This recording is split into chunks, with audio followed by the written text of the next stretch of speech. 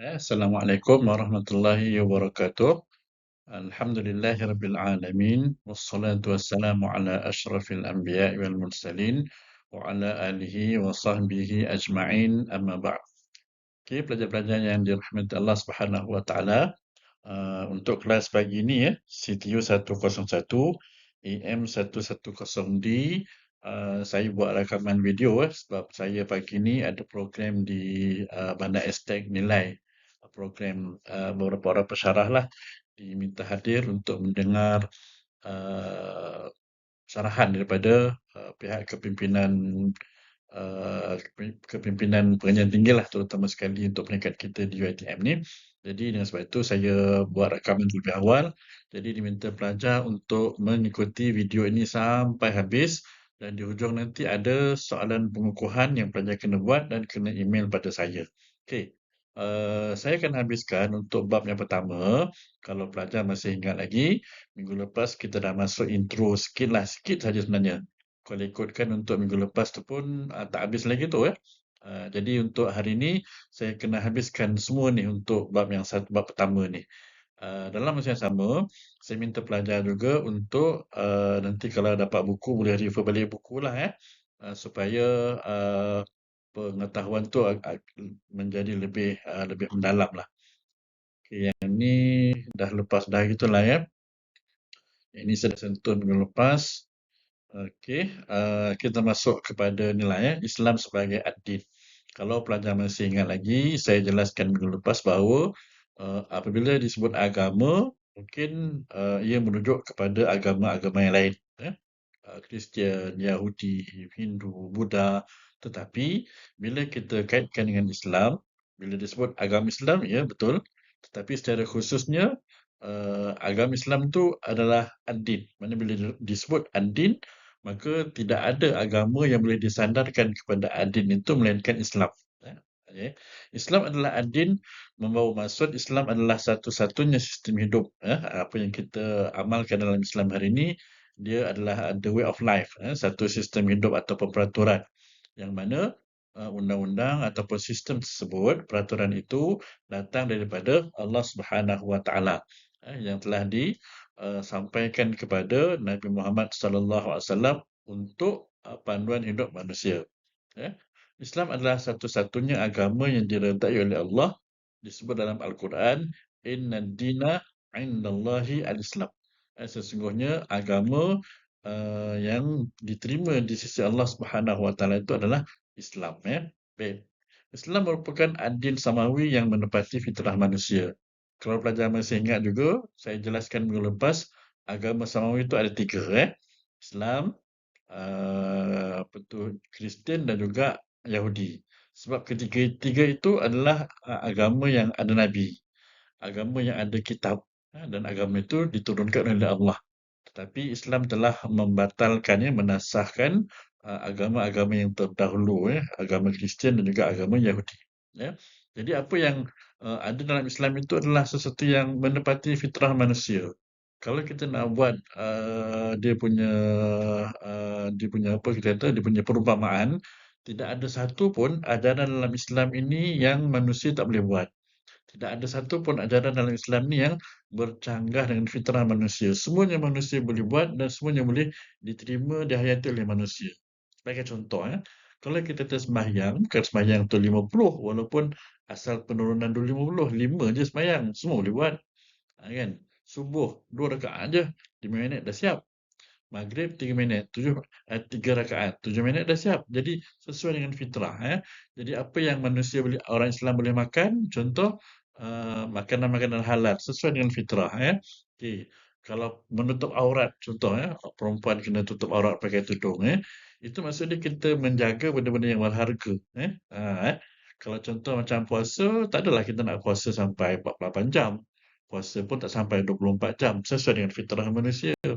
Kalau kata ibadat yang paling berat sekalipun haji. Tapi tak adalah haji itu wajib setiap tahun. Haji hanya diwajibkan kepada yang mampu. Dan pelaksanaannya pun sekejap je. Walaupun orang pergi haji 40 hari. Tapi sebenarnya haji itu 3-4 hari je. Wukuf pada Arafah. Lepas tu bermalam di Muzdalifah. Kemudian di Mina tu melontar. Ketiga-tiga jamrah tu. 3-4 hari dah habis sebenarnya haji tu.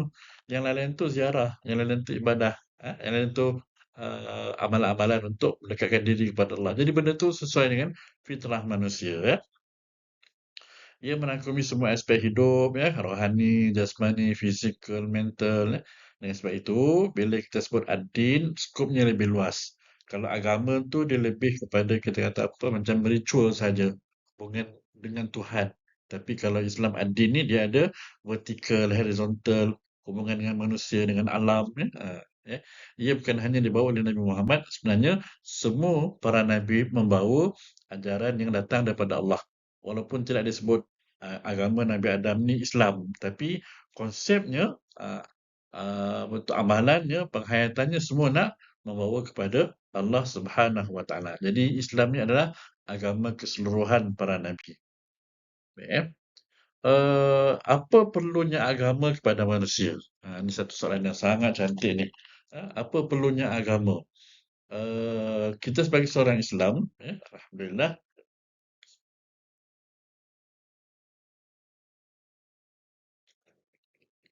daripada lahir kita dah menerima agama Islam. Tetapi orang yang mencari agama, kalau pelajar bolehlah buat temu bual, interview dengan sesiapa yang mualaf ni kan, cuba tanya, apa perlunya agama kepada saudara? Apa perlunya agama kepada saudari? Ya. Nescaya jawapan tu pelbagai lah, ya. Tapi kita nak beritahunya bahawa manusia mencari agama untuk mententeramkan jiwanya. Manusia mencari agama fitrah sebab apa yang ada dalam Islam itu adalah sesuai dengan sifat semula jenis manusia. Manusia tak boleh hidup sebatang kara melainkan dia perlu agama sebagai panduan, sebagai petunjuk kepada kehidupannya. Ya, sebab nak dekatkan diri kepada Allah, ya, ada kaedah, ada caranya kan. Jadi semua itu menggambarkan bahawa manusia itu perlu pada agama, ya. Okay, sebelah kiri ini adalah definisi agama di sudut bahasa, ya. Peraturan, kepercayaan, haluan, jalan, dari segi istilah, agama membawa maksud kepercayaan kepada Tuhan. Ya, percaya pada Tuhan itu agama. Tapi tak sama dengan ending tadi, ya. Kepercayaan kepada sesuatu yang dipuja dan dianggap berkuasa seperti dewa dan lain-lain. Merujuk kepada pengertian agama secara umum lah. Kalau nak melihat agama Islam sebagai adin, tadi kita dah jelaskan, sistem hidup. Kenapa manusia perlu beragama? Satunya agama adalah naluri fitrah manusia. Kalau contoh macam saya sebut tadi lah, kalau dapat interview pada mu'alaf-mu'alaf, cuba tanya. Sebab dia kata pasti akan ada jawapan mereka yang betul-betul ikhlas. Islam ni sesuai dengan jiwa saya. Ya. Islam ni mengajar saya untuk bertuhan. Islam mengajar saya amalan-amalan yang tidak terlalu rigid dan tidak terlalu ketat, tetapi sesuai dengan kemampuan saya. Akan ada jawapan-jawapan yang seumpama itu. Ya. Yang kedua, kejahilan manusia mengenai agama kehidupan. Kalau dia dah pandai, tak perlu beragama lagi dah. Tapi tak ada manusia yang pandai pun. Semua manusia perlu petunjuk. Macam kita lah hidup di bumi Malaysia ni, kita kata ikut suka aku lah nak buat apa-apa. Tapi kita ada undang-undang. Ah, Undang-undang tu sebenarnya menjadikan hidup kita lebih berdisiplin. Apatah lagi, apa yang ada dalam agama tu semua panduan untuk kita beramal. Kecenderungan manusia hidup menurut peraturan, ya. Islam mengajar banyak peraturan. Kalau contoh nak sembahyang ada rukunnya, nak puasa ada masanya, nak buat haji ada dia punya cara kaedah pelaksanaan. Itu semua peraturan, ya. Jadi Islamlah yang mengajar manusia hidup berperaturan tu. Ya. Tak ada nak bangun, nak tidur sepanjang 24 jam, bangun pukul 10 pun nak pergi kerja, bangun subuh tu nak mana sistem kehidupan kita dah teratur, dah disusun dah. Jadi mana cuba cari apa yang kita lakukan pada hari ni yang kita laksanakan amalan Islam tu semua dah ada siap dah dia punya peraturan kehidupan ni yang kita hanya perlu ikut saja.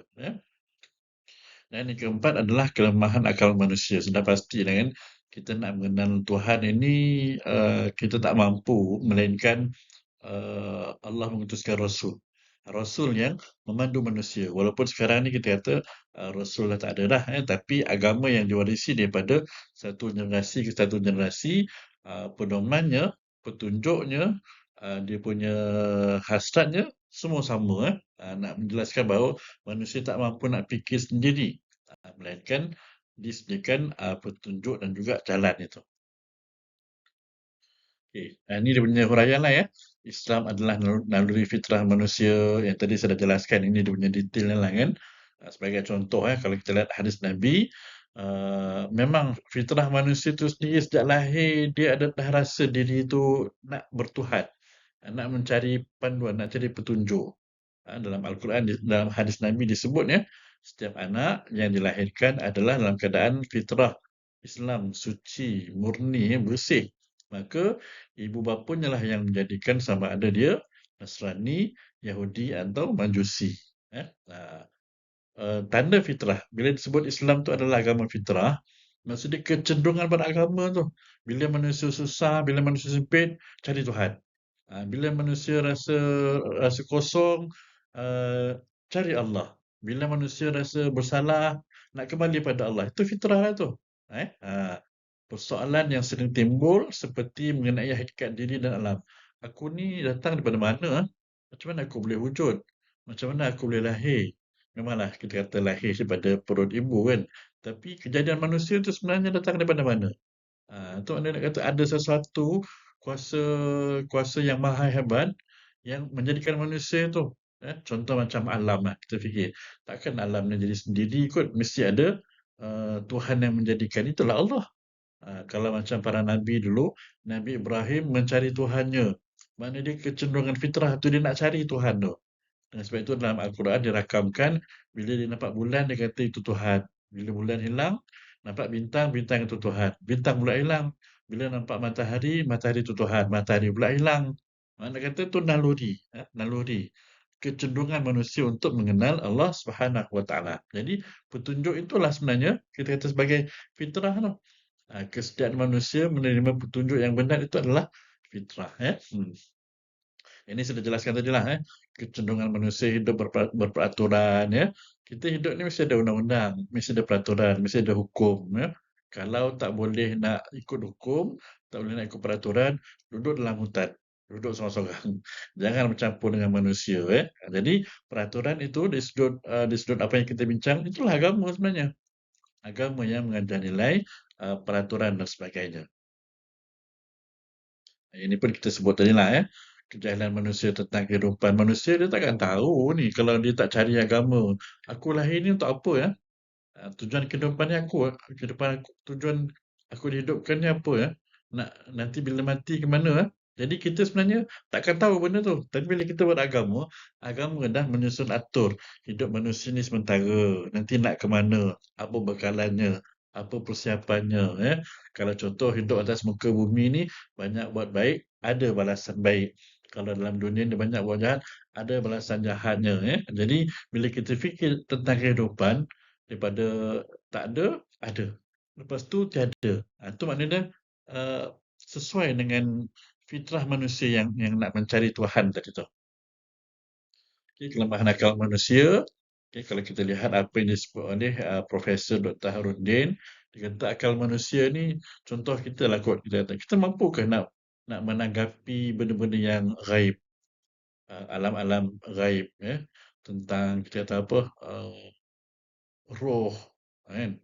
Tentang alam-alam akhirat, alam kubur, kan? Alam dalam rahim ibu. Jadi tak boleh kita tak boleh nak imagine ni macam mana manusia ni boleh ada dalam perut ibu tu 9 bulan 10 hari dengan gelapnya tapi hidup.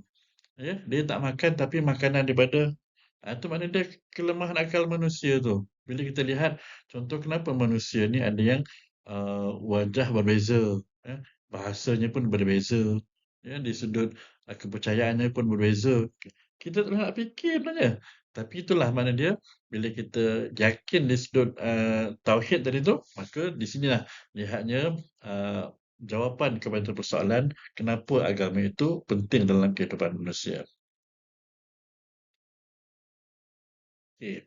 Kita lihat berkenaan dengan proses penciptaan manusia. Yang ini pun sebenarnya akal manusia takkan mampu nak menanggapi dari sudut betapa uniknya, betapa istimewanya, betapa berkuasanya Allah menjadikan manusia. melihat kepada faktor penciptaan manusia ni.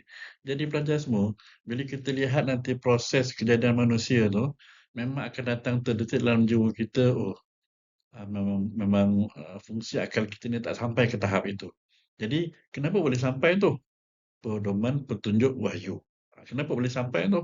Nabi-nabi dan rasul-rasul menjelaskan kepada kita adanya peraturan hukum agama tu. Okey. Penciptaan manusia, manusia merupakan makhluk teristimewa. Manusia dan ad-din tidak dapat dipisahkan. Manusia dengan agama tu memang tak boleh nak dipisahkan. Istilah manusia dalam Al-Quran merujuk kepada perkataan-perkataan berikut, ya. Ini dalam Al-Quran, bila kita jumpa perkataan-perkataan ni, itu semua merujuk kepada manusia. Al-insan. Al-insan tu manusia. An-nas, kita baca qul a'udzu birabbin nas. An-nas tu manusia.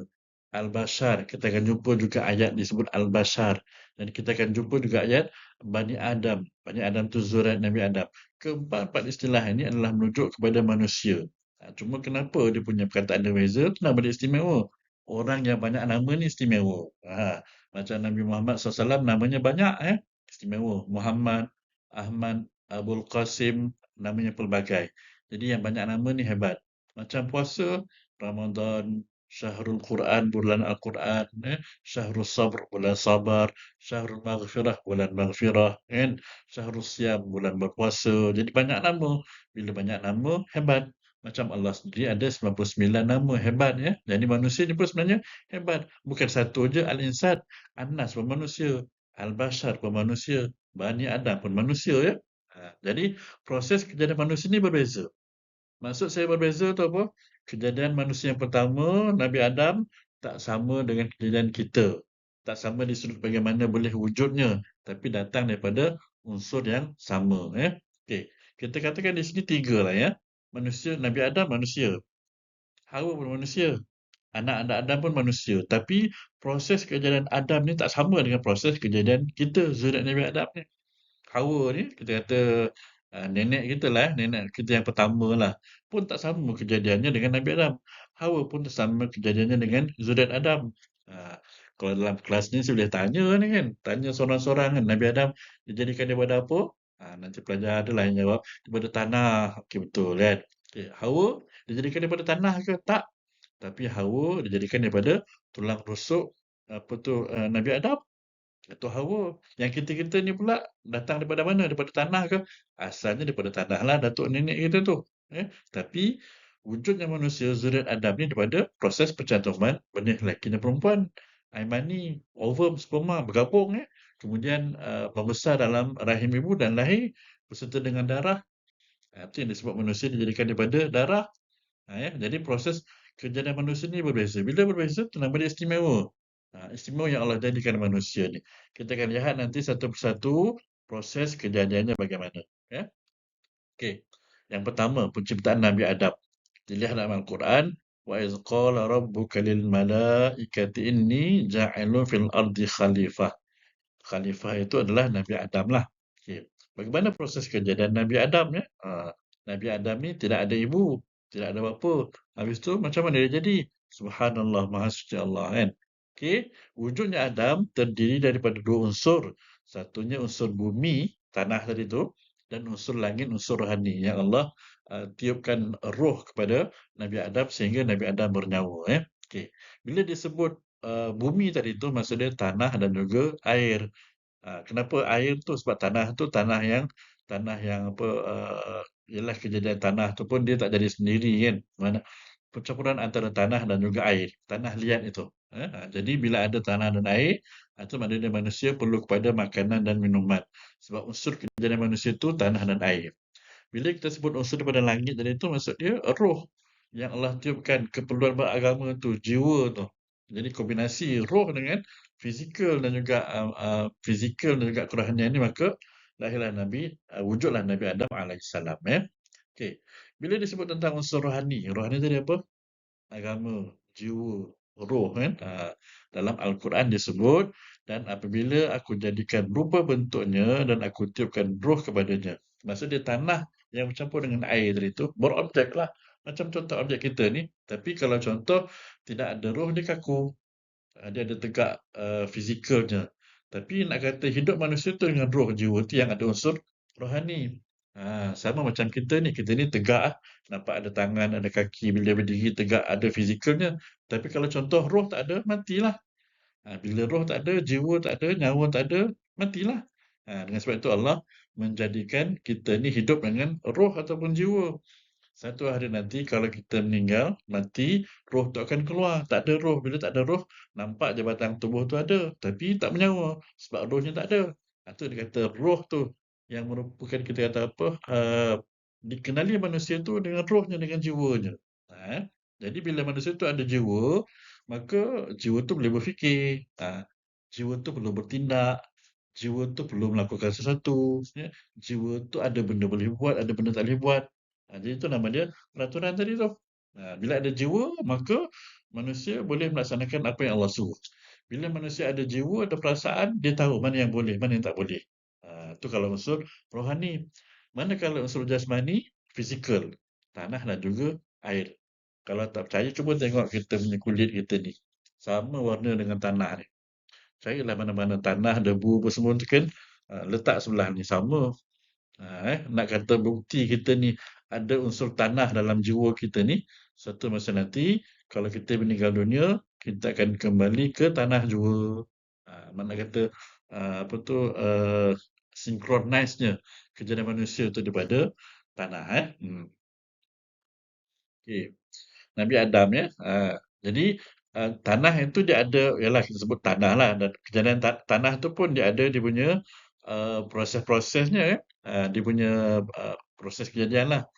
Ada beberapa istilah di sini ya, daripada mula tanah itu dibentukkan objek tu sehinggalah adanya nyawa, sehingga manusia yang bernama Adam ni boleh bergerak sebagai manusia.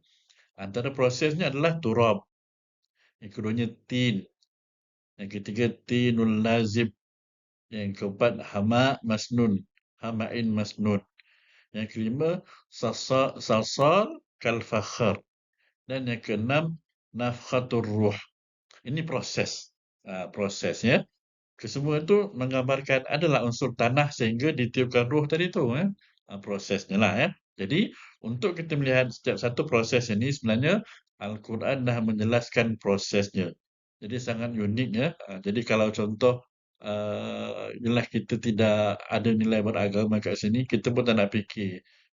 Macam mana hebatnya Allah menjadikan manusia ni?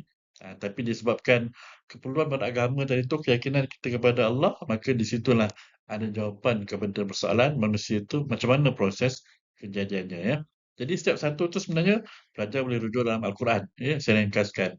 Dalam sains pun ada orang belajar ni proses kejadian manusia kan. Okey. Yang pertama disebut turab. Apa makna turab tadi? Turab itu maksud dia tanah bumi berdebu. Pelajar rujuk dalam Al-Quran surah Ali Imran ayat 69. Sesungguhnya perbandingan kejadian Nabi Isa di sisi Allah adalah sama seperti kejadian Nabi Adam.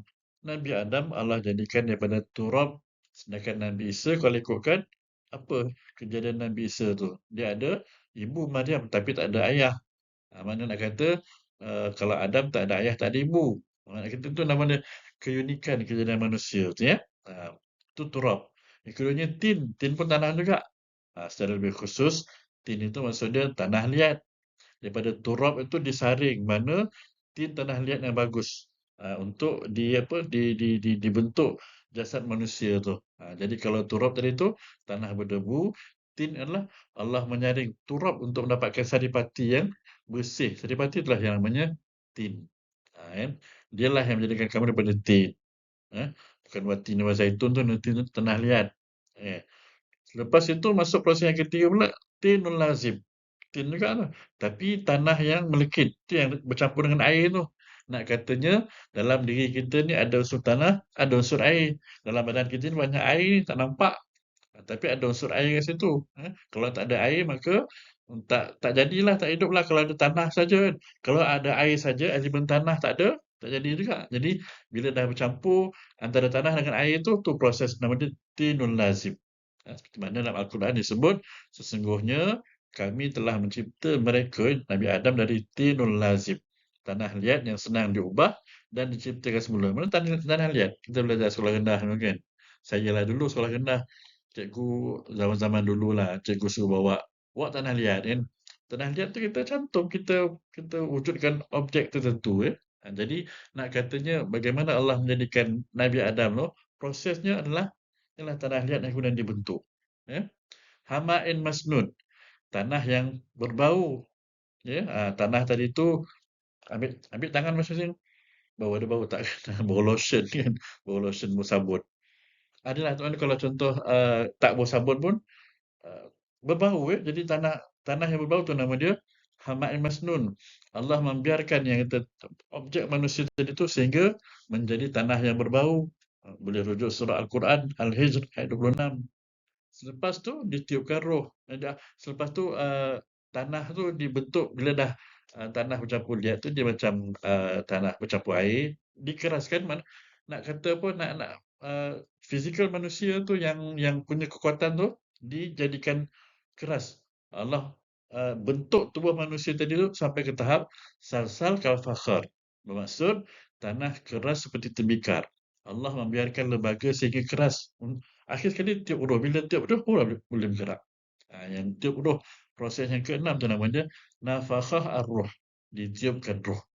Allah meniupkan roh ke dalam lembaga Adam dan setiap organ dan Adam mula berfungsi. Maksudnya daripada tanah tadi tu, debu tanah, turab tadi, tinul lazib. Kan? Hama'in masnun. Salsal kal fakhar. Nafkhatul ruh. Daripada debu tanah tu, dibentuk sehingga keras. Bila dah berobjek begitu, ditiupkan roh, barulah bergeraknya fizikal Adam yang menjadi manusia yang pertama diciptakan oleh Allah Subhanahu Wa Taala. Itu proses yang pertama, manusia yang pertama, Nabi Adam. Kan? Jadi sebelum kita masuk Hawa pula, daripada situ kita boleh buat refleksi. Kita boleh muhasabah dan kita boleh menundum diri kan. Setelah sempurna bentuk diberi nama Adam tadi tu kerana sesuai kejadiannya daripada yang berasal daripada beberapa jenis tanah. Adamil ard. Adam itu daripada beberapa jenis tanah. Oleh kerana itulah unsur-unsur yang terdapat pada manusia sama unsur-unsur yang terdapat pada tanah. Air ada dalam badan kita ni kan. Apa tu yang bau tanah pun ada dalam badan kita. Ya. Keenam-enam tadi tu roh jiwanya kita boleh bercakap, kita boleh bernafas, kita hidup ya. Menurut kajian sains, tubuh manusia mempunyai unsur-unsur sama dengan unsur bumi. Oksigen, hidrogen, kalsium, magnesium, tulang, zat besi dan sebagainya. Semua ada pada kajian sains. Kajiannya begitu. Tapi ada pada manusia yang pertama yang namanya Adam. Hanya berbeza dari segi nisbah sukatannya mengikut fungsi unsur-unsur tersebutnya. Jadi elemen tanah ni ada peratusannya, elemen air ni ada, elemen debu tu ada kan. Jadi kesempurnaan tubuh badan manusia ni datang daripada 6 proses yang kita jelaskan tadi. Itu Adam. Okey. Lihat pula manusia yang kedua. Siapa manusia yang kedua yang dijadikan oleh Allah? Hawa. Sama tak proses kejadian Hawa dengan Adam? Tak sama. Itu nak kenapa berbeza Itu nak kebesaran Allah lah, kemampuan Allah untuk menciptakan sesuatu yang mungkin di luar pemikiran manusia. Hawa siapa ya? Hawa ialah wanita pertama yang diciptakan oleh Allah. Diciptakan daripada tulang rusuk. Kan? Tulang rusuk Nabi Adam tu. Sebelah kanan ke sebelah kiri? Tulang rusuk kiri Nabi Adam kan? Jadi kejadiannya, kenapa tulang rusuk? Itu nak kata kehebatan Allah lah. Kenapa tulang rusuk tu nak kata kejadian isteri itu adalah sebahagian daripada kejadian suami itu sendiri. Bila datang daripada tulang rusuk itu nak menggambarkan bahawa perempuan memerlukan lelaki. Lelaki memerlukan perempuan. Jadi bila berkahwin maka dia menyempurnakan hakikat kejadian manusia itu. Kenapa bengkok? Sebab itulah kalau difikirkan tulang rusuk yang bengkok itu ialah cara manusia berfikirlah kadang-kadang kan. Apa fungsi kebengkokan itu ya untuk suami bentuk. Untuk suami memelihara kebengkokan kaum wanita tu. Jangan kalau contoh suami jangan guna kekerasan. Dia yang bengkok tu nak diluruskan patah nanti. Dia biarlah sesuai bengkok tu tapi cara bagaimana suami menyantuni isteri itu. Jadi itu kejadiannya daripada tulang rusuk tu pun sama jugalah. di apa diwujudkan hawa dan ada dia punya fizikalnya pun sama juga ditiupkan roh daripada selepas ditiupkan roh tu maka bernyawalah manusia yang bernama Hawa ni. Okey. Kalau manusia ni kita ni yang ketiga proses keturunan Adam ni zuriat Adam ni dia menyempurnakan di sudut ada proses dia. Tengok slide sebelah kanan tu. Antara proses-proses tu dinamakan nutfah, alaqah, mudghah, izam, lahm, satu ciptaan akhir dan penyempurnaan penciptaan manusia yang sempurna ni. Ini prosesnya. Setiap satu ni pun ada dalilnya. Okay, pelajar rujuk. Sebelah kiri tu ada ayat dia. Surah Al-Mu'minun. Semua tu disebut. Dan sesungguhnya kami telah menciptakan manusia dari saripati tanah Nabi Adam. Kemudian Adam dan Hawa berkahwin. Selepas Adam dan Hawa berkahwin, lahirlah zuriat Adam tu. Yang bermula daripada apa? Nutfah, setitis air benih yang diletakkan di rahim ibu. Selepas dijadikan nutfah itu, kemudian kami ciptakan nutfah itu alaqah. Alaqah itu segumpal darah. Lepas jadi segumpal darah, dia jadi pula mudghah. Mudghah itu apa? Segetul daging. Dia dah jadi daging, dia jadikan pula tulang, izam. Kan? Daripada tulang tu dibalut-balut, nak kata nak jadi fizikal manusia tu, lah daging. Kemudian lepas tu dibentuk menjadi satu bentuk yang bentuk manusia tu dan kemudian sempurnalah kejadian Allah kepada manusia. Ini prosesnya. Nutfah, alaqah, mudghah, izam, lahm, khalqan akhar dan kemudian disempurnakan penciptaan manusia ni. Hebat tak hebat Allah SWT? Hebat kan? Itu nama dia menggambarkan kehebatan dan juga kekuasaan Allah SWT. Dalam slide ni dijelaskan satu persatu ya. Nutfah tu mana dalilnya, alaqah tu mana dalilnya, mudghah tu mana dalilnya, izam tu mana dalilnya, lahm tu mana dalilnya. Jadi setiap satu tu ada dalam slide dan dalam buku pun pelajar boleh rujuk ya. Okey. Contoh nutfah. Kejadian manusia yang pertama tu. Uh, air mani kan nutfah tu air mani air segumpalan air tadi tu kan bercantum dengan sperma ovum perempuan maka adalah nutfah kan lepas nutfah alaqah uh, zygote kita sebut zygote tu proses persenyawaan dalam banyak-banyak sperm yang dikeluarkan melalui air mani lelaki itu hanya satu je yang berjaya menembusi tiup untuk masuk dalam rahim si ibu tu kan zygote tu lah kan kemudian masuk pula alaqah kita baca iqra bismi rabbikal ladzi alaqah tu kan bila dah bentuk air mani tadi tu sampai ke pangkal rahim ibu tu maka terbentuklah alaqah. Ini proses-prosesnya lah kan bergantung pada tali pusat ya. Hari pertama, hari ketujuh sampailah bila dah kekal tetap bila dah apa kuat tu kan fi qararin makin dan dinding rahim tu maka insyaallah dia akan membesar. Masuklah proses seterusnya mudghah. Mudghah tu daging kan. Daging mana dia daging yang lembut lah kan. Pada masa itulah di apa di apa di Allah SWT tiupkan roh ada nyawa kan jantungnya dah mula berdegup dibentuk otak anggota-anggota yang lain kemudian izam tulang rangka selepas tulang rangka jadi pula laham tulang yang dibalut sesuai untuk apa tu janin tu kuat dan inilah sihat ya kemudian dia jadi pula selepas mana nak kata daripada air mani tadi tu daripada alaqah tu jadi pula macam ni baby ni tu nama dia khalqan akhar sudah berbentuk janin dia khalqan akhar tu maknanya kejadian yang lain maksud kejadian yang lain tu adalah rupa bentuk paras manusia ni tapi kecil lah belum lahir kemudian barulah ditiupkan roh selepas 4 bulan 10 hari bila ditiupkan roh maka adalah organ-organ termasuk organ seks lelaki perempuan lain fizikalnya kan masa itulah nanti dok scan anak lelaki ke perempuan awal-awal tak nampak bila dah masuk 4 bulan tu dah boleh scan dah tahu dah sebab dah nampak dia punya organ seks janin yang terbentuk dalam rahim ibu tu subhanallah kan itu nama dia kehebatan kejadian manusia ya. Ini kalau kita nak buat dari sudut fakta Islam dan juga sains Namanya berbeza tapi prosesnya sama saja. Ya. Kita ada nutfah, alaqah, mudghah, izam, khalqan akhar, ruh kan. Dalam sains disebut uh, ovum, sperm, darah atau nama-nama istilah-istilah sains lah kan. Kalau yang pelajar ambil bidang sains tu dia kan tahu nama-nama dia punya proses-proses tu. Maka kita simpulkan kat sini bahawa tiga kejadian tu kenapa berbeza. Nak kata berbeza tu betapa berkuasanya Allah menjadikan sesuatu. Kalau ikut kuasa manusia ni, dia dapat jadikan satu tu je lah. Kan? Tapi Allah boleh menciptakan pelbagai bentuk dan juga pelbagai kaedah. Sama ada yang kita bincang tiga tadi tu, Adam, Hawa dan manusia.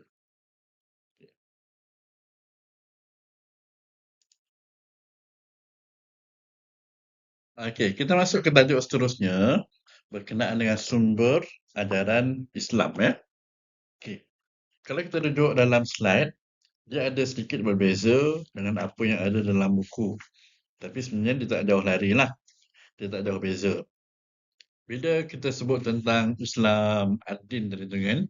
Okay, Islam yang kita laksanakan pada hari ini, contoh amal ibadat yang ada. Sembahyang, zakat, haji, puasa, nikah kahwin, ekonomi, muamalat dan sebagainya kan.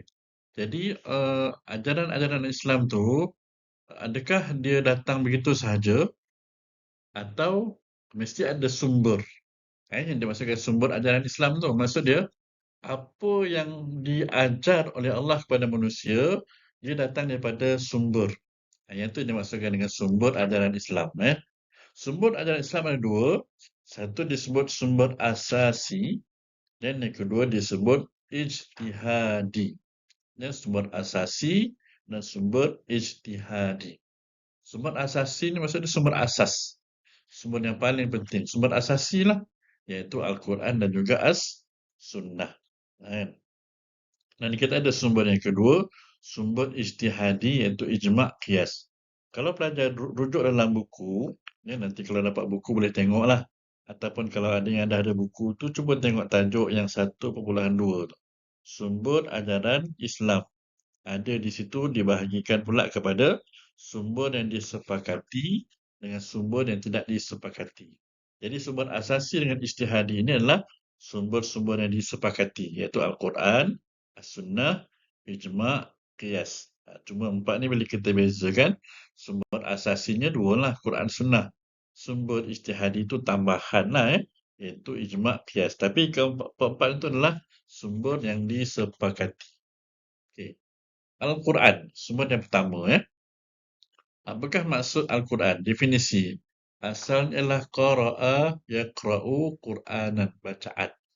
Mana Al-Quran itu adalah sesuatu yang dibaca. Jadi Al-Quran kita kena baca.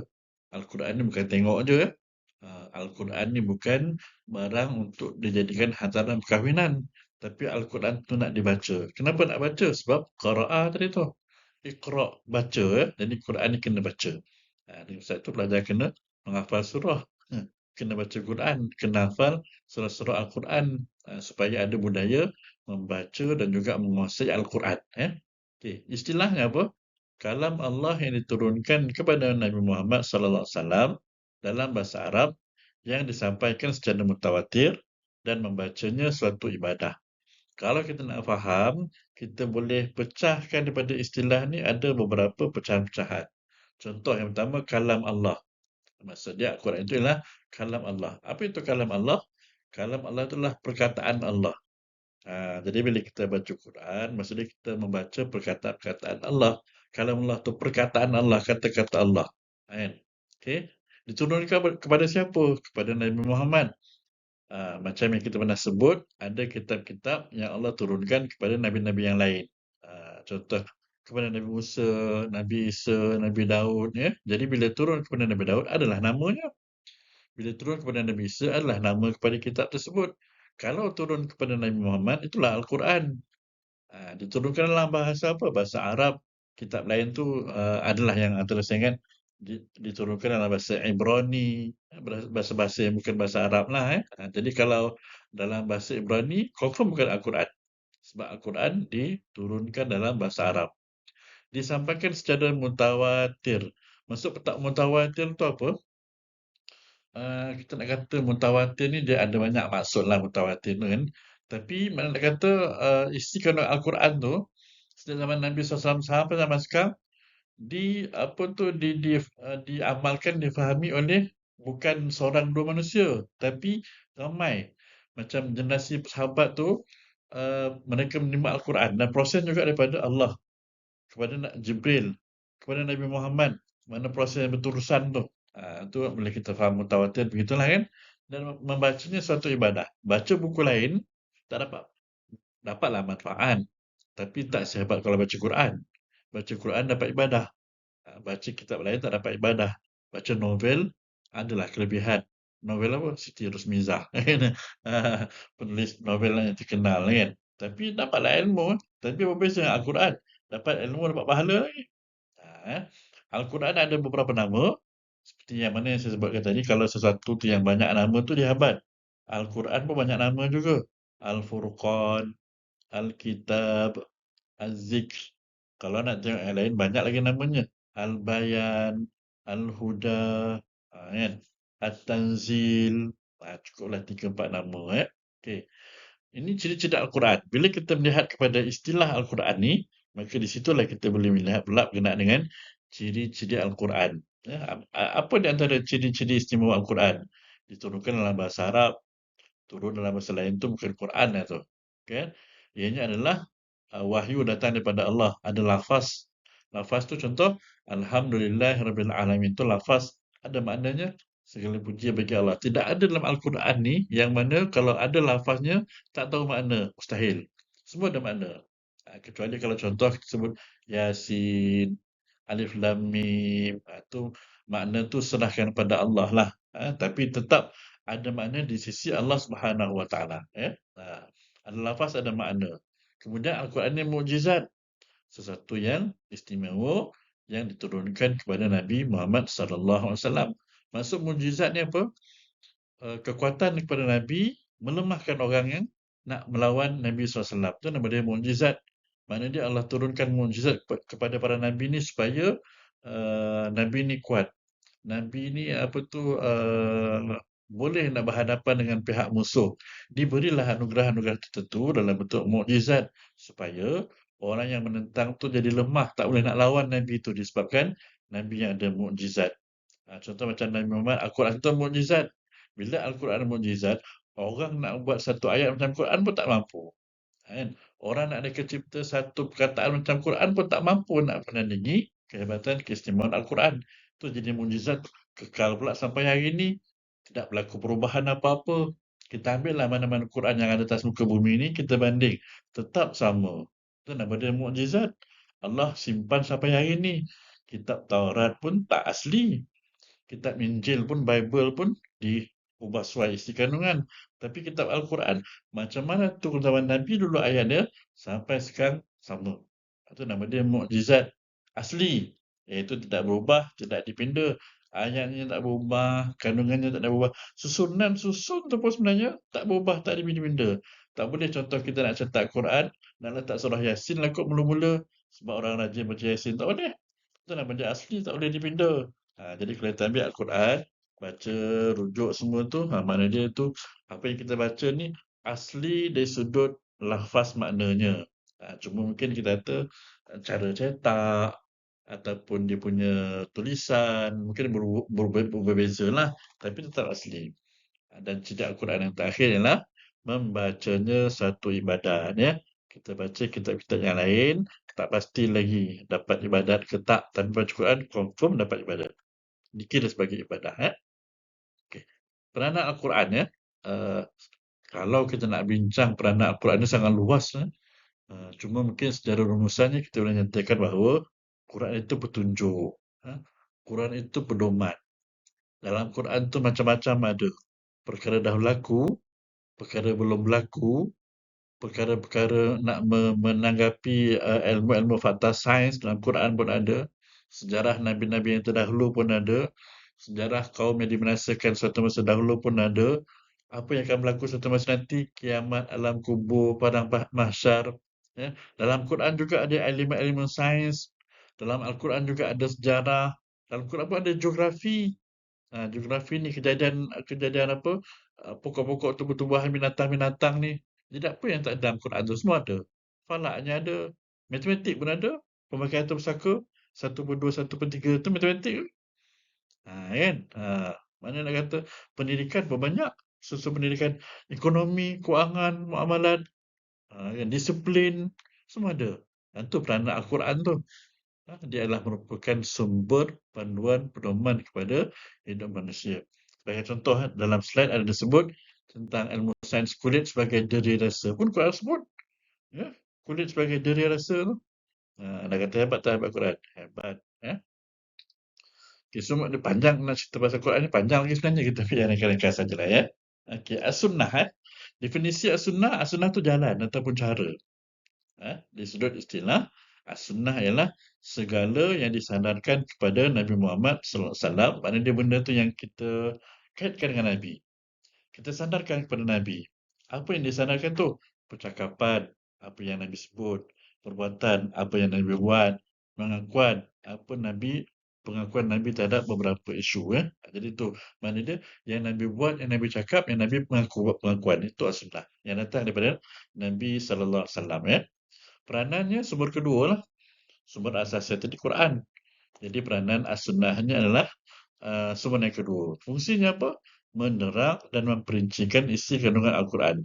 Mana-mana fakta ataupun benda-benda umum dalam Al-Quran, as-sunnah memperincikan. Sebagai contoh, dalam Al-Quran sebut puasa.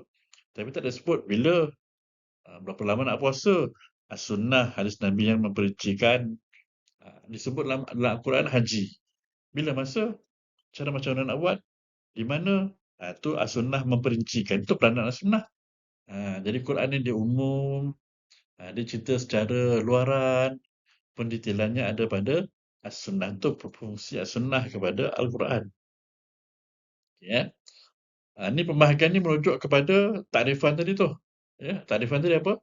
Segala yang disandarkan kepada Nabi di sudut perkataan. Perkataan tu qauliyah. Perbuatan tu fi'liyah. Kan? Pengakuan tu takririyah. Maknanya pengakuan datang daripada Nabi SAW. Senang kita kata qauliyah ni kata-kata Nabi lah. Yang kita bincang pasal hadis Nabi tu kan, itu qauliyah, kata Nabi. Fi'liyah ni perbuatan, apa Nabi buat. Cara Nabi makan, cara Nabi solat, cara Nabi berinteraksi dengan para sahabat, cara Nabi tidur, cara Nabi masuk bilik air, keluar bilik air, itu fi'liyah. Takririyah ni pengakuan. Maksud pengakuan tu apa? Bila ditanya kepada Nabi SAW, Nabi tak kata ya. Nabi tak kata tidak. Nabi tak buat angguk, Nabi tak geleng, tapi Nabi diam. Diam itu takririyah. Contoh, Nabi tidak larang sahabat makan dop. Dop ni apa? Dop ni sejenis biawak padang pasir. Dibawa kepada Nabi SAW untuk Nabi makan, Nabi tak makan.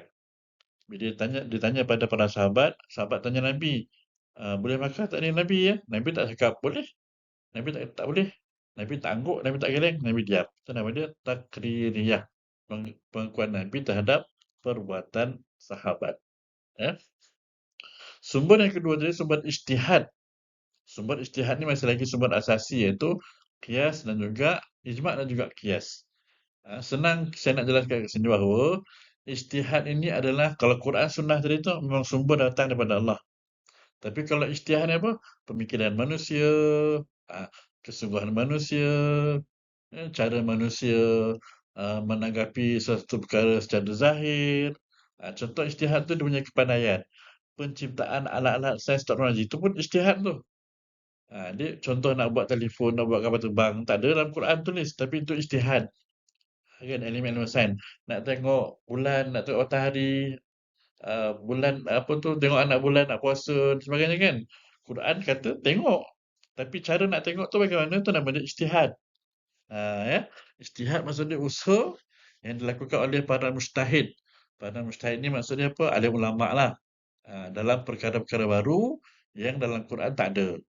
Contoh contoh apa saya nak ambil contoh Quran Braille. Ini contoh Quran Braille lah. Itu ijtihad. Nak baca Quran ni Yalah kalau ikut tulisan Al-Quran tu, dia buta, dia tak nampak, tak boleh baca kan.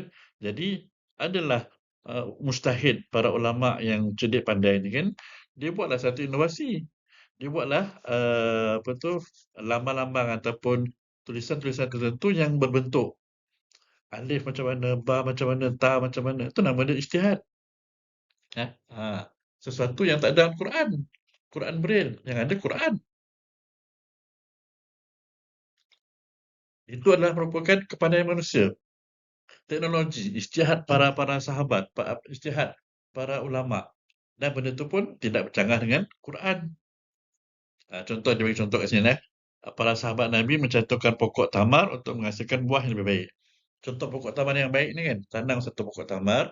Kalau contoh pokok buah tamar tu sendiri, mungkin kualiti buahnya tak tak berapa bagus, tapi dikawinkan, dicantumkan. Itu namanya teknologi, ijtihad. Zaman Nabi dah ada dah. Tapi tak adalah Nabi kata, kawinkanlah benih-benih kurma tu. Macam sekarang ni orang buat tut ataupun pokok senyawakan binatang, ada seladang dan sebagainya kan. Itu nama dia ijtihad lah. Kepandaian uh, mungkin sahabat atau juga keturunan selepas apa generasi selepas sahabat, mereka cipta peralatan-peralatan tertentu. Contoh kalau dululah nak pergi haji naik unta. Tapi kalau orang jauh-jauh sekarang apa naik kapal terbang, itu pun ijtihad juga. Kan? Tu ialah mana kepandaian manusia, tapi ah, tak pernah dihalang oleh hukum syarak. Itu nama dia ijtihad. Eh?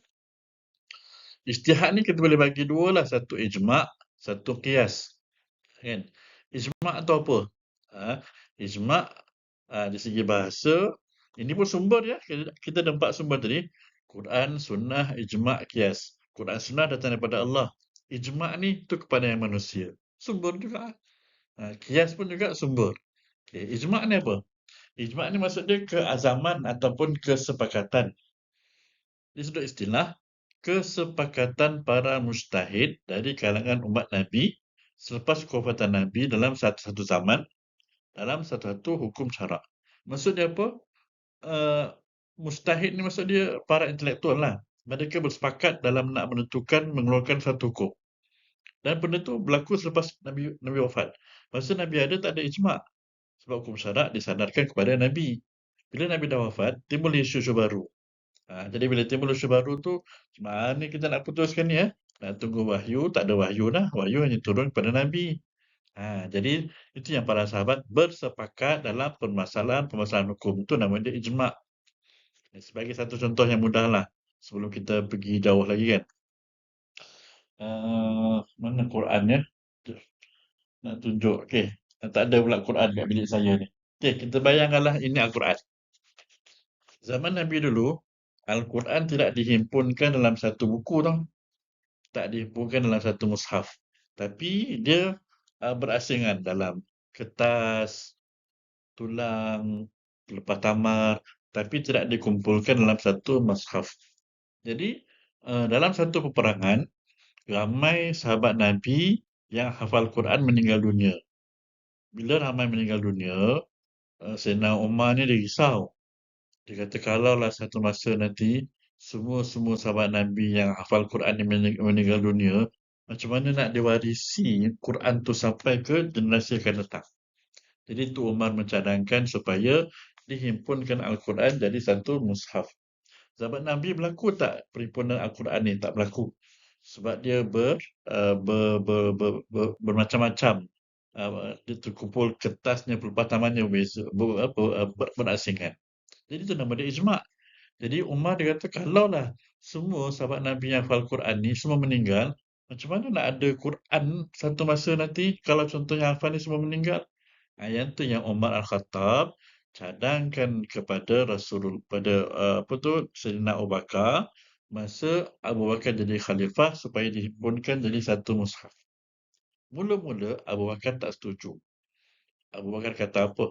Buat apa kita nak buat benda yang Nabi SAW tak suruh buat pun? Tapi Umar mengemukakan apa rasionalnya kepada pengumpulan Al-Quran ni. Akhirnya bila yang tadi itulah kan, kalau contoh semua penghafal Quran meninggal, Generasi lepas tu macam mana nak kenal Quran? Muncullah zaman kita ni ada mushaf ni. Idea Umar Al-Khattab tu. Kalau tak ada idea Umar Al-Khattab tu, tak ada lah Quran zaman hari ni. Itu nama dia ijma'. Kesepakatan. Kan? Banyaklah kalau kita lihat dari sudut ketokohan Umar Al-Khattab tu dia banyaklah. Dia mereka cipta perkara-perkara baru. Tapi para sahabat bersepakat. Antaranya lah proses penyempurnaan Al-Quran ya. Okay, syarat ijma' berlaku di zaman mustahid bukan zaman Nabi. Selepas kewafatan Nabi ya. Yang kedua, kesepakatan. Maksudnya semua setuju. Bila semua setuju dalam sesuatu isu, maka ijma'. Kalau contoh ada 10 orang lah, para ulama' yang paling pakar zaman Nabi, nak bincang pasal yang ni tadi lah, kumpul mushaf ni. Seorang tak setuju, maka tak jadi ijma'. Ijma' ni mesti semua setuju. Kesepakatan semua. Okay, yang ketiga, ijma' ni berlaku bila zaman Nabi ke zaman selepas Nabi? Zaman selepas Nabi SAW. Oh ini, selepas kewafatan Nabi. Tertutup terlindung ya.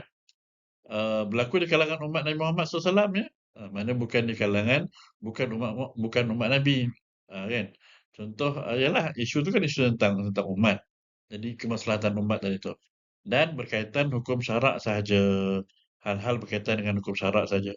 Kalau contoh, jom kita berijma', kita nak pergi rombongan ke Cameron Highland ni naik apa? Itu bukan hukum syarak tu. Tu boleh bila masa boleh mesyuarat, boleh ambil keputusan. Tapi ijma' ni adalah sesuatu yang berkaitan hukum syarak saja. Contoh, pengumpulan mushaf, sembahyang Jumaat 2 kali azan. Zaman Nabi 1 je azan. Kan? Kalau zaman Nabi SAW tu ada 1 je Masjid Nabawi. Zaman sekarang ni banyak surau lagi, buat sembahyang Jumaat lagi. Itu hukum syarak kan. Hukum yang contoh, kalau tengok fatwa-fatwa sekarang ni kan, hukum merokok, itu berkaitan hukum syarak kan. Jadi banyak jadi ini antara 5 syarat ijma'. Sumber yang keempat, sumber ijtihad itu adalah qiyas. Qiyas ni apa? Qiyas ni kita menyamakan antara benda yang berlaku zaman Nabi dengan zaman sekarang yang tak berlaku zaman Nabi. Tapi kenapa boleh disamakan tu? Disamakan sebab ada persamaan illah, persamaan sebab. Dia nak ceritanya agak complicated sikit lah, tapi saya cuba terangkan semudah yang pelajar boleh faham lah ya. Maksud dia qiyas ni apa? Zaman Nabi ada isu tu. Kalau benda tu isu tu ada, confirm dah datang daripada Nabi SAW kan, daripada wahyu. Tapi kalau zaman sekarang ni, banyak benda-benda baru yang kita tak pasti hukumnya apa. Bila kita tak pasti hukumnya apa, tu kena ada kaedah menyamakan tu. Okey, sebagai contoh begini ya. Contoh yang mudahnya, uh, apa kita nak kata? Uh, Arak. Arak. Dalam Islam ada hukum arak ya. Apa hukum arak? Hukumnya haram. Kenapa arak tu haram? Memabukkan. Kan? Itu hukum arak. Zaman sekarang ni, timbullah banyak isu baru. Dadah, pil ekstasi, hidugam, pil khayal, kan? Syabu. Jadi semua tu nak kata arak ke? Dia bukan arak. Sebab dia bukan minuman. Tapi ada tak persamaan dia punya mudarat itu? Sama, memabukkan. Syabu pun mabuk. Kan? Hidugam pun mabuk. Pil ekstasi pun mabuk. Kan? Dadah pun mabuk. Jadi kita kiaskan, kita samakan. Itu nama dia menyamakan tu. Proses ataupun menyamakan kedua-dua ni, itu yang kita sebut al-qiyas. Dan sebab tu kalau tengok rukun qiyas ni ada 4. Al-aslu. Aslunya asal. Yang ada hukum syarak arak tadi tu. Al-far'un ni benda baru. Hukum dadah. Ada hukum asal. Hukum asal yang terlindung kan. Hukum perkara yang terdapat dalam Quran yang kata apa tu, hukum asal yang haram tu. Illah ni apa? Sebab. Sebab apa? Memabukkan, memudaratkan. Jadi, dua benda yang berbeza ni tapi ada persamaan.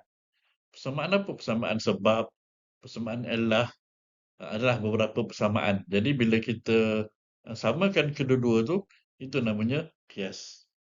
Okey, boleh faham ya? Skop ajaran Islam. Ya. Saya rasa saya mungkin berhenti sebab tak cukup masa sebab banyak skop skop ajaran Islam ada tiga lah kalau ikutkan sebenarnya kenapa ibadah tu ibadah dengan syariah tu sebenarnya kita boleh combine tapi asasnya tiga je. Skop ajaran Islam tu akidah, syariah, akhlak.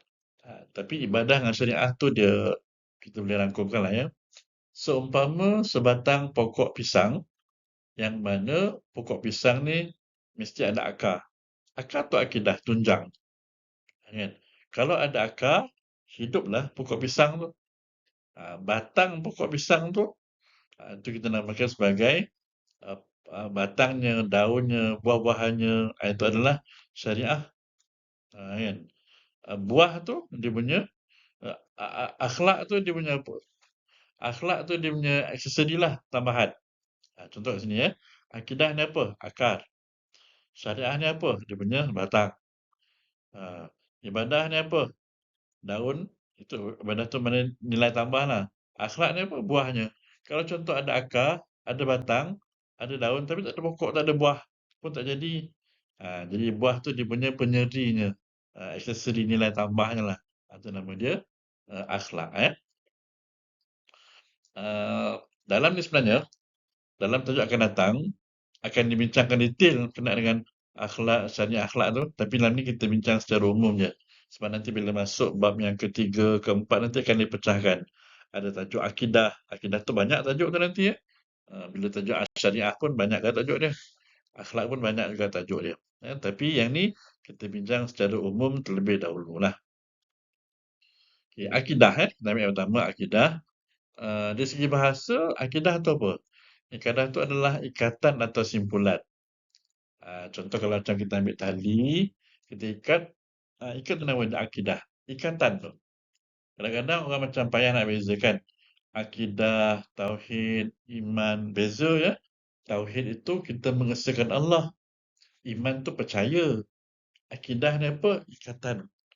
Maksudnya kepercayaan iman yang tersimpul kuat. Kepercayaan yang tersimpul kuat. Kefahaman akidah kita yang tersimpul kuat. Jadi bila akidah tu kuat, ikat kuat, maka dia payah nak diungkai. Itulah gambaran orang yang mempunyai akidah yang mantap ke tak mantap. Macam zaman dahulu, kemantapan akidah yang ada pada Ali bin Abi Talib. Dia tidak keluar Islam walaupun dipaksa. Bilal bin Rabah, sorry ya. Bilal bin Rabah, apa tu, hamba yang muazzin Nabi SAW. Simpulan tu kuat. Kalau simpulan tu tak kuat, dia boleh murtad bila-bila masa. Orang paksa dia keluar agama Islam, dia kata ahadun ahad. Ahadun ahad. Allah yang Maha Esa. Sebab simpulan itu kuat. Simpulan yang kuat itu yang namanya akidah. Jadi simpulan yang kuat ini adalah kepercayaan terhadap 6 rukun iman ni, tapi kepercayaan yang mantap. Kepercayaan yang kuat simpulannya. Kepercayaannya kalau contoh bila dah ikat tu nak buka-buka tak boleh, itu nama dia akidah yang mantap. 6 elemen akidah ni rukun iman tu lah. Percaya pada Allah, pada malaikat, percaya pada kitab, percaya pada Rasul, percaya pada hari akhirat, percaya kepada qada dan qadar. Keenam-enam ini adalah merupakan elemen ataupun rukun iman. Tapi sejauh mana kekuatan kita memahami kepercayaan pada Allah, Rasul, kitab dan sebagainya, itulah sebenarnya kita boleh tanya diri kita, akidah kita ni mantap ke tak mantap, kuat ke tak kuat. Itu maksud akidah tadi tu. Okey, syariah pula saya ringkaskan sebab nanti tajuk akan datang ada lebih tepat lah berkenaan dengan akidah kan. Syariah ni apa? Syariah ni kalau ikut bahasa, jalan sumber air atau jalan yang lurus lah. Tapi tengok dari sudut istilah. Maksud syariat ni apa? Peraturan hukum yang Allah tetapkan. Akidah tadi tu kita punya simpulan kekuatan kepercayaan tadi tu. Syariah ni benda hukum yang kita buat. Allah tetapkan hukum, Allah tetapkan peraturan untuk kita buat, untuk kita laksanakan. Itu nama dia syariat. Contoh kalau kita sembahyang tu hukum syarak. Syariat, syarak, fiqah tu samalah. Hukum syarak. Berpuasa tu hukum syarak. Peraturan yang Allah tetapkan. Dia beza dengan akidah tadi itu adalah keyakinan yang mantap tadi tu. Syariat ni pelaksanaannya, praktikalnya. Ya. Jadi, kalau tengok pada sini, dia punya penguraian lah. Bersumberkan Al-Quran, mengatur kehidupan manusia, syarat tidak membebankan, ya, tegahan untuk menolak keburukan dan kemudaratan. Maknanya dia apa yang Allah perintahkan tu semua benda yang datang daripada Quran. Apa yang Allah perintahkan semua tu untuk mengatur kehidupan manusia. Apa yang Allah minta kita laksanakan tu semua benda tu yang kita boleh buat dan tidak membebankan. Dan dalam masa yang sama apa yang Allah perintahkan kita buat itu tujuannya adalah untuk menolak keburukan dan juga kemudaratan. Dan yang terakhir sekali adalah akhlak. Ya, akhlak. Akhlak ni maksudnya apa? Perangai, tingkah laku, budi pekerti, itu akhlak lah kan.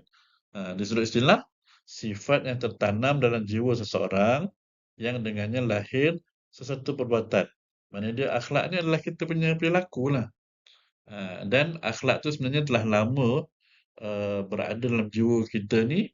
Jadi bila dituntut untuk melakukan sesuatu, kalau kita manusia berakhlak, secara spontan terus kita buat. Tapi kita fikir terlebih dahulu. Kalau fikir ini tu maknanya ialah benda yang bukan tertanam dalam jiwa, benda yang apa yang bukan bukan kita punya habit. Tapi kalau contoh memang kita ni manusia berakhlak mulia, promote dia, suruh dia buat baik, terus kita buat. Itu nama dia akhlak. Sesuatu yang memang dah tertanam dalam jiwa kita. Ya. Akhlak ni adalah nilai tambah lah. Maknanya dia, kita hiasi diri kita dengan akhlak. Itu nama dia akhlak tadi tu kan.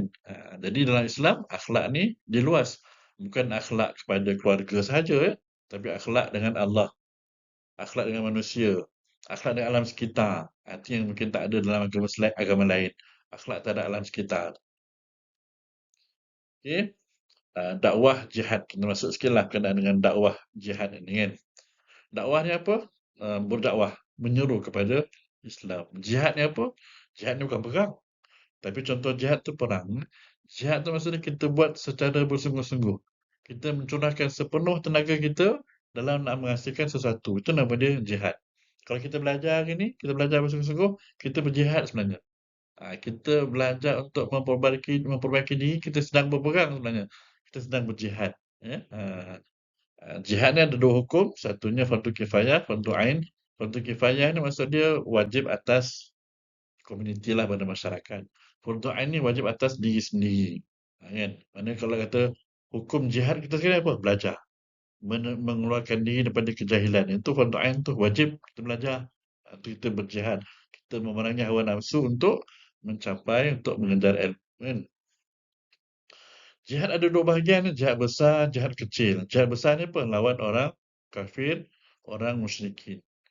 Jihad kecil ni apa? Kita memerangi golongan musuh-musuh kita ni. Nafsu, uh, suka nak buat benda-benda tak baik. Tu jihad yang kecil lah. Kalau jihad besar ni apa? Lawan, berperang tu jihad besar. Uh, Jihad kecil ni fikir jihad kecil ni dulu kan. Rasa malas nak sembahyang tu kena jihad. Malas nak puasa sunat tu kena jihad. Malas nak pergi kelas tu kena jihad. Memerangi golongan yang inilah memerangi apa benda-benda yang kita tak berapa rajin nak buat ni kan. Ya. Okey, dakwah pula apa? Dakwah ni mengajak kepada Islam. Dakwah tu menyeru ya. Dakwah seruan ke arah kebenaran ya. Mana kita ajak orang supaya menghayati Islam. Kita ajak orang supaya mengamalkan ajaran Islam. Tuntutan kita semua ni berdakwah dengan cara masing-masing lah ya. Ada orang berdakwah dia guna bahasa. Ada orang berdakwah guna TikTok. Ada orang berdakwah guna media massa.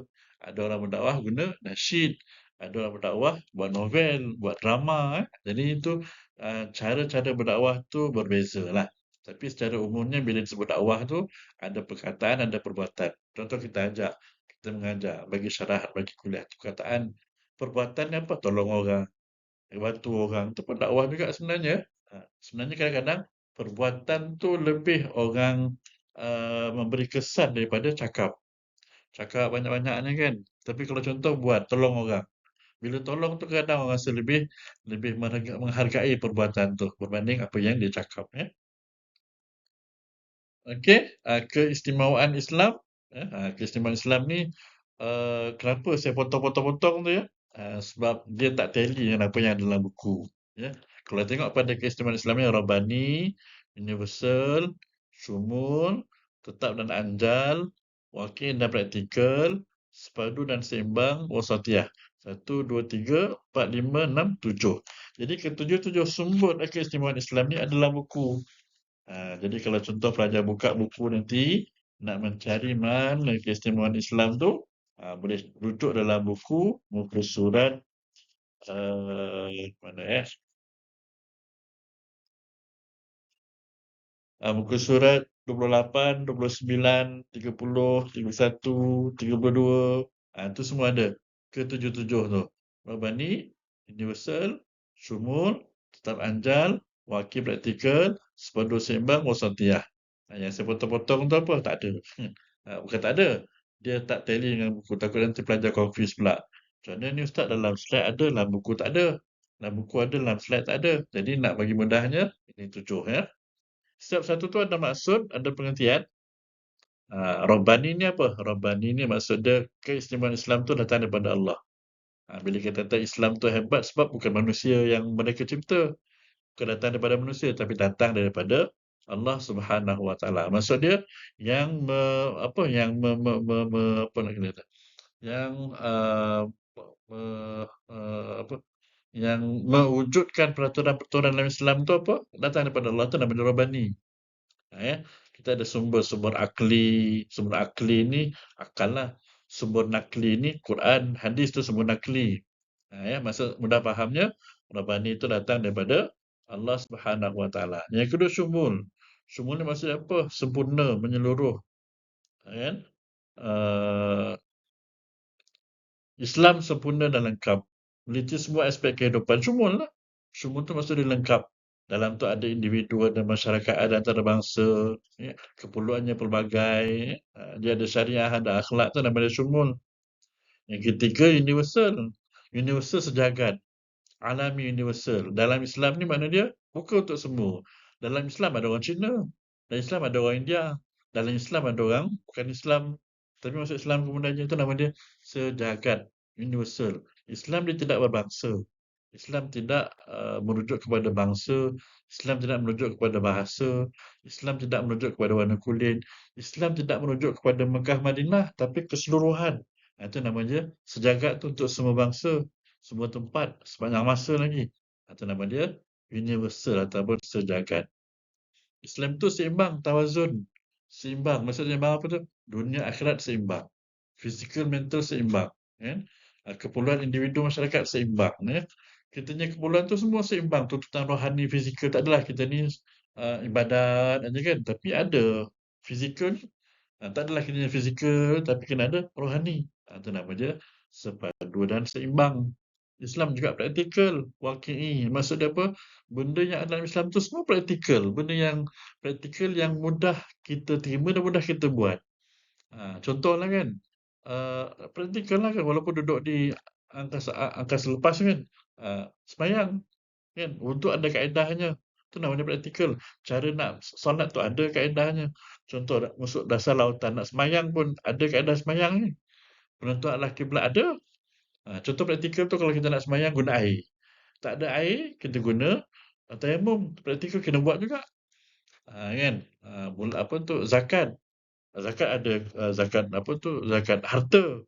Kan? Tapi macam-macam lagi harta yang kita ada tu pun kena keluarkan zakat juga. Tu nama dia praktikal. Mana kata ibadat keistimewaan Islam tu dia bukan teori je, bukan cakap je. Tapi dia buat praktikal. Tetap anjal. Apa maksud tetap anjal tu? Tetap dari sudut prinsip. Tapi anjal berubah-ubah dari sudut teknik ataupun cara pelaksanaan. Contoh ya, yang tetap tu apa? Sembahyang. Caranya berdiri. Tak mampu berdiri, duduk. Itu namanya anjal, cara pelaksanaan. Tapi tetap kena buat. Solat ketika darurat. Yang penting solat. Cara tu berbeza. Macam zakat juga kan. Zakat tak semestinya zakat duit je. Kan? Duit KWSP pun zakat juga. Gaji pun zakat juga ya. Jadi yang tetap tu apa? Dia punya prinsip. Tapi cara kaedah pelaksanaannya adalah berbeza-beza. Islam juga menepati fitrah manusia sesuai dengan apa yang manusia nak, sesuai dengan keperluan manusia, sesuai dengan jiwa manusia. Contoh, dalam nak melorongkan hawa nafsu manusia tu, Islam benarkan perkahwinan, menepati fitrah kan. Okey, berpuasa pun sebenarnya menepati fitrah. Puasa tak sampai 3-4 hari sekejap aja, sesuai lah dengan kemampuan manusia nak buat tu kan. Jadi maknanya Islam tu dia meraihkan kemampuan manusia. Islam juga sifatnya wasatiyah. Wasatiyah ni apa? Pertengahan ataupun seimbang. Islam tu sangat-sangat seimbang, sangat-sangat pertengahan.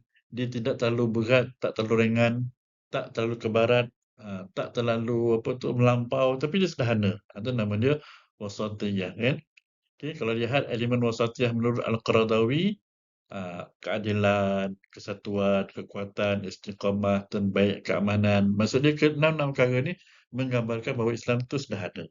Islam tu pertengahan, Islam tu tidak terlalu nak kata apa, tak terlalu berat, tak terlalu ringan, tapi dia wasatiyah, seimbang. Okay, sebagai kesimpulan, Islam merupakan satu cara yang lengkap dan datang daripada Allah. Islam mengajar kehidupan manusia menuju kejayaan dunia dan akhirat. Islam juga adalah agama yang satu-satunya diridai oleh Allah Subhanahu Wa Taala.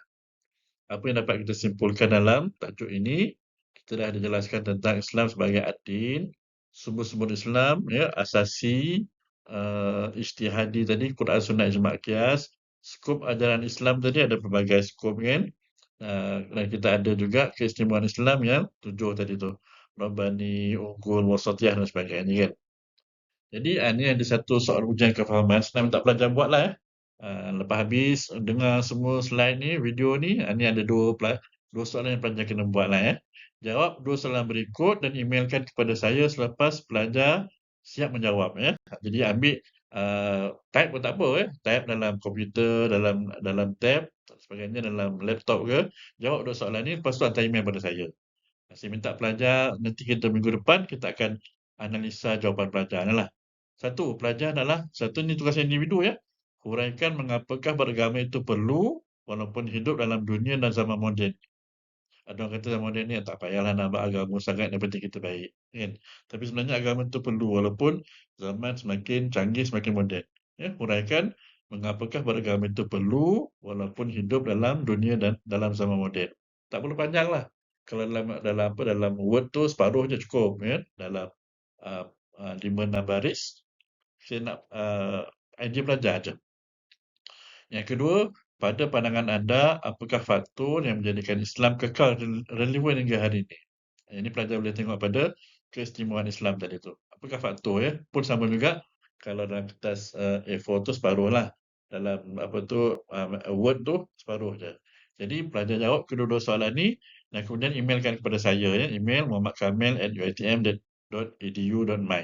Nanti saya akan tengok dalam email kena hantar lah Nanti untuk perbincangan jawapan ni kita akan bincang dalam kelas yang akan datang. Okey. Sekarang tu saja, laju sebab nak kena habiskan untuk tajuk ni sampai tajuk yang terakhir ni. Jadi insyaAllah minggu depan kita akan bincang kalau ada yang saya rasa macam terlalu cepat ke ataupun perlu kepada pengukuran semula, insyaAllah kita akan bincang semula lah Okey, sekarang tu saja insyaAllah jawab soalan ni dan kemudian emailkan kepada saya terima kasih semua. Assalamualaikum warahmatullahi wabarakatuh.